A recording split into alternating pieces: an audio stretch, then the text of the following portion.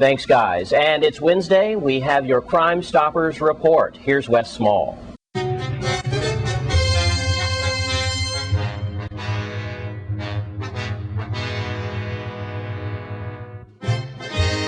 Thanks, Jerome. It is Wednesday, and that means it's Crime Stoppers time.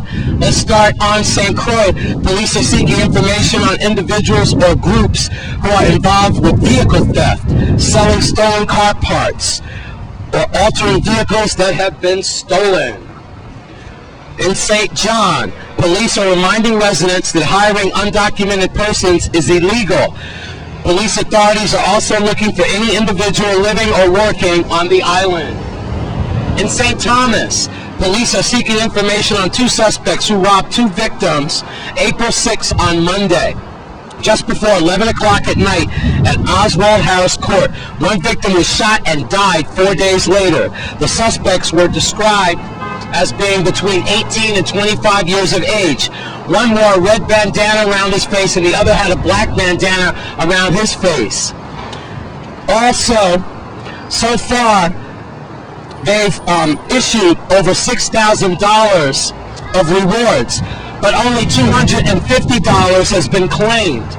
So if you are owed money, you need to contact Crime Stoppers to get your collection, okay?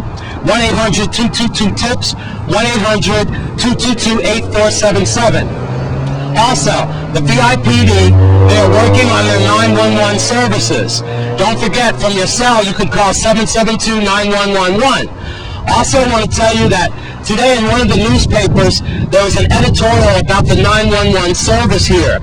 And I have to tell you, this reporter is from Newark, New Jersey, and I don't have to tell you about stateside 911 operators. We hear horrible stories that lead to terrible tragedies sometimes about unsympathetic 911 operators. Well, it's this reporter's experience, since I've been involved in this job for some time now, that I've never had a bad experience calling 911.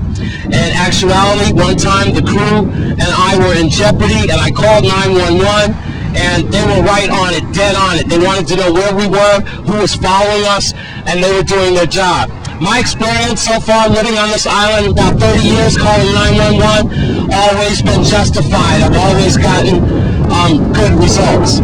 So there was a letter in the editor to the editor today, and they criticized the 911 service. The man even went on to say he called 911 and at least it rang about 7 times and there was no answer. And he said, thank God it wasn't an emergency. Hello? It wasn't an emergency, so you're telling me that you're testing 911? Suppose everyone tested 911. Hello? You only call 911 in an emergency. I can't believe that. Call 911 to test them. Listen, folks, let the police authorities call 911. Let them do the testing. When you call 911, don't be like Chicken Little.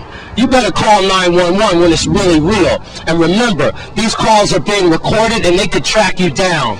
Don't play with 911. Our lives depend on it. Well, that's your Crime Stoppers report and a little editorializing about the 911 situation. Only use 911 when absolutely necessary. That's common sense. I'm Wes Small for News Channel 8. Thanks, Wes. And now is an update on the annual event known as the Penn Relays, track and field event. Here's News Channel 8's Wes Small. Well, I'm here now with Coach Foy, and he's trying to get the kids to the Penn Relays once again, a very national and publicized track event that has our youngsters, and in the past they've fared pretty well. Well, Coach, of course, the campaign slogan is children first. Are children first? My campaign slogan is children last. You know, as I said today, we have one of the number one sprinter in the Caribbean, Alice, who went down to St. Lucia. Last year she ran the 17 and under. She won a gold and a medal. No one showed the appreciation. They didn't hold nothing for the track and field federation nor the government. This year she went back. She stepped up in the 20 and under, and she went with the big dogs, I call them, and she won bronze medal. She's the first track athlete to go to victor and medal in 2 years back to back. But West, we something more serious than that. Next week, we're leaving for Penn Relays. What day? Tuesday, next Tuesday. A week from today. Yeah, it was kind of shock taken back to her education, someone from education, calling on a talk show, identify himself as Gutu Solomon, and stated that they're going to pay on transportation, airfare, and hotel. They ain't going to provide the children with no money for no meals. And he explained to the talk show host when asked why that the coaches just take the meal money. I think the only person who take the meal money is Solomon and his crony friend them. The next thing he said, the schools do fundraiser and the school should raise money. It's a shame that they come back with that same nonsense. While all children them away, compete and air pie in Winsars. Any other country in the world, he made a statement like that saying now he used to represent the country and the school. The next day he walked into office, he wasn't going to have a job. He embarrassed the Virgin Islands, embarrassed himself, and he embarrassed the Department of Education. All kids then went down to Carifta, they represented, they came back with 4 medals this time, not 1, 4. The first time in the history of the Virgin Islands that any track and field team came back with 4 medals. And what's Mr. Solomon's position? As coordinator for education in St. Thomas. All right. Well, we'll try to get his words on this. Other than that, you're off to the Penn Relays on Tuesday. Hopefully, you'll be getting off the plane and your bellies will be full. So we look for that report. Bring home the gold and the trophies like you always do. Here with Coach Foy, you might not like what he has to say, but he sure has the guts to say it. I'm Wes Small, Relays, and you can't do it on an empty stomach.